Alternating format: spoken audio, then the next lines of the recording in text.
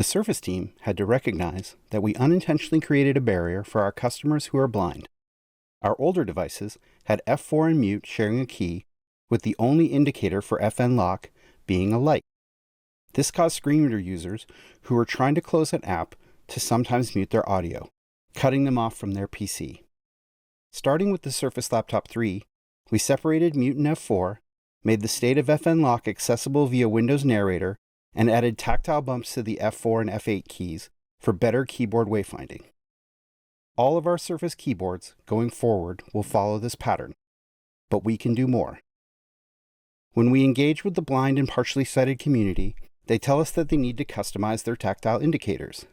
This insight was vital to the development of the Surface Adaptive Kit.